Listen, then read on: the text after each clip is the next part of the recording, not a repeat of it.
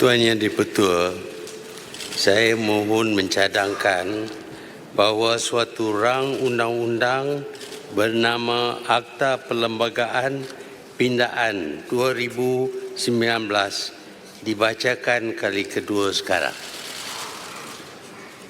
Tuan Yang di-Pertua, pengasas-pengasas negara kita Malaysia telah pilih demokrasi untuk politik dan pentadbiran negara. Ini bukanlah sistem asli kita. Sistem asli kita ialah sistem raja berkuasa mutlak, absolute monarchy. Tetapi oleh kerana raja tanpa sokongan rakyat begitu lemah sehingga terpaksa tanda tangan perjanjian Malayan Union untuk serah negeri-negeri mereka kepada British, maka rakyat telah bangun pada tahun 1946 untuk menembus balik negeri-negeri Melayu. Raja-raja turut bersama dan bersetuju dengan sistem demokrasi berparlimen dan raja berperlembagaan. Demokrasi memberi kuasa kepada rakyat untuk mentadbir negara mereka sendiri. Adalah dipercayai rakyat tentu bijak dalam pemilihan pemimpin mereka. Mereka tentulah tidak akan pilih orang yang ternampak jelas akan rosakkan negara mereka dan membinasakan mereka. Ya, rakyat pasti akan menggunakan kuasa mereka melalui peti undi dan memilih wakil serta pemimpin mereka berdasarkan kebijaksanaan dan kesedaran politik mereka. Semasa perlembagaan negara digubal, pengasas-pengasas negara pada ketika itu berpendapat umur yang sesuai untuk layak mengundi ialah 21 tahun dengan anggapan kematangan seseorang individu itu secara umumnya dicapai pada usia berkenaan. Di mana-mana saja di waktu negara mencapai kemerdekaan, umur 21 tahun dianggap sebagai sudah dewasa dan bertanggungjawab. Di samping itu, kita juga berpendapat dalam usaha membina negara yang berteraskan ilmu pengetahuan dan pengalaman, generasi muda sewajarnya menumpukan masa mereka untuk belajar tanpa diganggu polemik politik yang tak kunjung sudah. Justru Perlembagaan Persekutuan yang dibuat di masa itu menetapkan umur 21 tahun sebagai hak kelayakan mengundi di sisi undang-undang. Negara telah melalui 14 pilihan raya umum, bermula dari pilihan raya umum pertama pada tahun 1959 sehinggalah pilihan raya umum ke-14 pada 9 Mei 2018 yang lalu. Setelah hampir 60 tahun Malaysia sebagai sebuah negara demokrasi, kelayakan had umur mengundi 21 tahun ini tidak pernah dikaji untuk diturunkan seperti mana yang dilaksanakan di negara-negara lain yang turut mengamalkan sistem demokrasi berperwakilan. Selepas 1970-an, negara-negara maju seperti United Kingdom, Eropah Barat, Amerika Syarikat, Jerman, Kanada, Perancis dan Australia telah menurunkan had umur mengundi kepada 18 tahun. Kemudian ini diikuti oleh India, Pakistan, New Zealand dan semua negara di Amerika Latin, Afrika dan Asia pada era 1980-an. Yang terakhir mengikuti jejak penurunan had umur mengundi kepada 18 tahun ialah negara Jepun pada tahun 2016.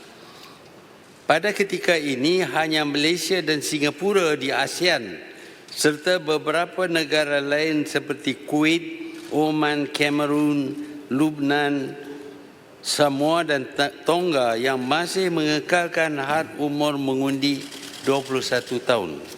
Ini bermakna kesemua negara Commonwealth lain yang mengamalkan demokrasi ala Westminster, termasuklah India yang merupakan negara demokrasi terbesar di dunia dengan jumlah pengundi seramai 900 juta, telah menetapkan umur 18 tahun sebagai umur kelayakan mengundi.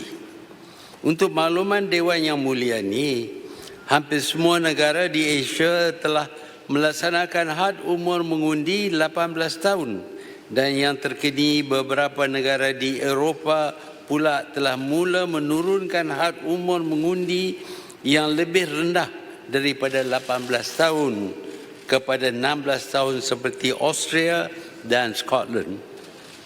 Berikutan perkembangan di seluruh dunia ini, maka golongan belia di Malaysia terdorong untuk turut diberi hak mengundi seawal usia 18 tahun. Langkah ini adalah bagi memberi peluang, ruang dan suara kepada mereka untuk sama-sama berganding bahu mencorak demokrasi negara melalui pilihan raya. Lagipun di zaman sistem persekolahan terbuka kepada semua anak muda, mereka menjadi dewasa lebih awal.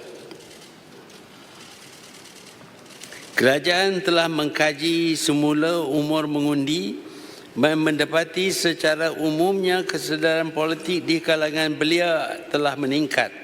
Pemikiran serta kematangan mereka juga terlihat lebih ke hadapan sesuai dengan kemajuan yang dinikmati negara. Mereka ini terdedah kepada maklumat yang luas, pengaruh media massa dan kemajuan teknologi maklumat menjadikan mereka golongan pintar, matang berfikir, berdikari dan lebih bermaklumat. Kerajaan kini percaya mereka mampu mengimbangi keperluan menuntut ilmu dan kemahiran dengan kesedaran politik serta tanggungjawab mencorakkan masa hadapan negara yang lebih cerah. Kepercayaan yang diberikan ini selaras dengan hasrat kerajaan melahirkan dengan izin responsible citizen, iaitu warga negara yang bertanggungjawab. Tuan Yang Dipertua, kerajaan mengalu-alukan cadangan blok pembangkang agar golongan belia seawal usia 18 tahun bukan saja diberi hak mengundi tetapi turut berpeluang bersuara di Dewan Yang Mulia ini,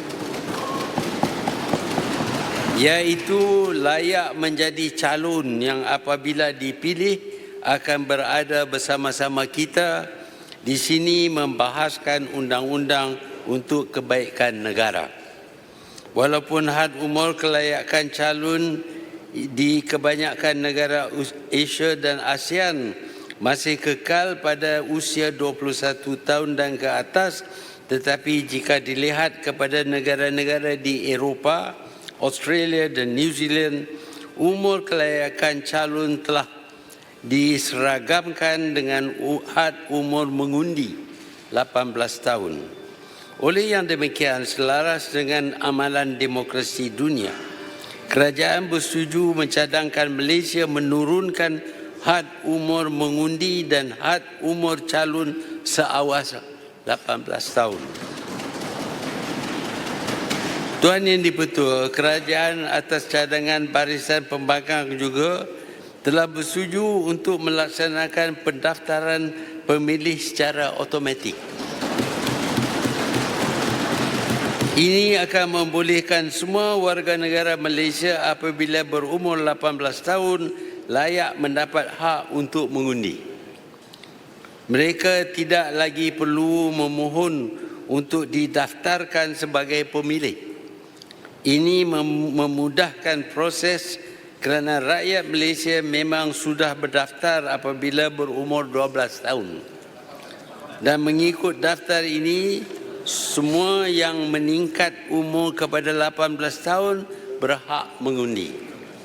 Kerajaan menjangkakan untuk 5 tahun akan datang, sekiranya pendaftaran secara automatik ini dilaksanakan bersekali dengan penurunan had umur mengundi 18 tahun seramai 7.8 juta pengundi baru akan dimasukkan ke dalam daftar pemilih tiap tahun sehingga tahun 2023.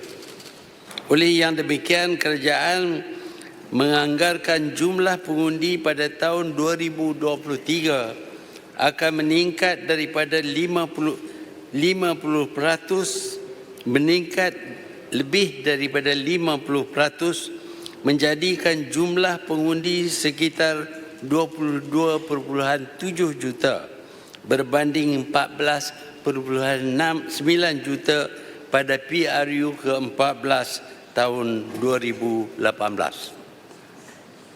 Kerajaan telah pun memulakan kerja-kerja awal melalui pelaksanaan inisiatif reformasi pilihan raya yang telah dimulakan sejak Julai 2018 lagi. Kerja-kerja awal ini meliputi kajian dan penelitian ke atas pelaksanaan pendaftaran secara automatik serta keperluan pembangunan proses kerja dan pembangunan sistem. Kerajaan memahami akan keperluan untuk membuat persediaan rapi sebelum pendaftaran pemilih secara automatik ini dapat dilaksanakan sepenuhnya. Oleh yang demikian, SPR memerlukan satu tempoh waktu yang sesuai untuk memastikan kelancaran proses kerja yang berkaitan. Tuan Yang di-Pertua, bagi maksud melaksanakan cadangan ketiga-tiga perkara di atas, pindaan kepada perlembagaan perlu dilaksana. Huraian kepada pindaan rang Undang-Undang Perlembagaan Pindaan 2019 adalah seperti berikut. Pasal 1. Rang undang-undang ini memperuntukkan tajuk ringkas akta yang dicadangkan dan kuasa Yang di-Pertuan Agong untuk menetapkan tarikh permulaan kuat kuasa pasal 3 akta yang dicadangkan. Pasal 2 dan 4 akan mula berkuat kuasa serta merta pada ketarikh berikutan tarikh penyiaran akta yang dicadangkan dalam warta menurut Seksyen 19 Akta Tafsiran 1948 dan 1967. Akta 388. Pasal 2. Rang undang-undang ini bertujuan untuk meminda perenggan B perkara 47 Perlembagaan Persekutuan untuk menurunkan umur seseorang warga negara yang layak untuk menjadi ahli Dewan Rakyat daripada 21 turun kepada 18 tahun. Pasal 3. Rang undang-undang ini bertujuan untuk meminda perkara 119 Perlembagaan Persekutuan Subpasal 3(a) bertujuan untuk meminda perenggan A Pasal 1 perkara 119 Perlembagaan Persekutuan untuk menurunkan umur seseorang warga negara yang layak untuk mengundi daripada 21 tahun kepada 18 tahun. Pindaan ini akan membenarkan lebih ramai warga negara Malaysia untuk mengundi. Pada masa kini, seseorang dikehendaki untuk memohon bagi pendaftaran sebagai seorang pemilih dalam sesuatu bahagian pilihan raya dan tarikh kelayakan dalam perenggan B Pasal 4 Perkara 119 Perlembagaan Persekutuan merujuk kepada tarikh permohonan ini. Subpasal 3B bertujuan untuk meminda takrif tarikh kelayakan dalam perenggan B Pasal 4 Perkara 119 untuk memberikannya maksud sebagai tarikh seseorang didaftarkan oleh Suruhanjaya Pilihan Raya sebagai pemilih dalam sesuatu bahagian pilihan raya. Dengan pindaan ini, apabila seseorang warga negara mencapai umur 18 tahun dan layak untuk mengundi, dia akan didaftarkan secara automatik sebagai pemilih oleh Suruhanjaya Pilihan Raya. Pasal 4, rang undang-undang ini bertujuan untuk meminda Seksyen 5 Jadual ke-8 pada Perlembagaan Persekutuan untuk menurunkan umur seseorang warga negara yang layak untuk menjadi ahli Dewan Undangan daripada 21 tahun kepada 18 tahun, serupa seperti pindaan yang dicadangkan kepada perkara 47 dalam pasal 2. Perincian kepada perkara-perkara berkaitan dengan pindaan ini adalah seperti mana dinyatakan di dalam Akta Perlembagaan Pindaan 2019. Seperti mana dalam rang yang telah diedarkan di dalam Dewan Yang Mulia ini untuk tatapan ahli-ahli yang berhormat. Tuan Yang di-Pertua, sekiranya pindaan kepada ketiga-tiga perkara ini diluluskan oleh Dewan Yang Mulia ini dalam melaksanakan dan menguatkuasakan pindaan-pindaan tersebut, maka beberapa pindaan kepada Akta Kesalahan Pilihan Raya, Peraturan Akta 1954 Akta 5, Peraturan Pilihan Raya, Perjalanan Pilihan Raya 1981 dan Peraturan Pilihan Raya Pendaftaran Pemilih 2002 perlu dibuat bagi membolehkan penurunan hak umur calon Dewan Undangan Negeri dilaksanakan.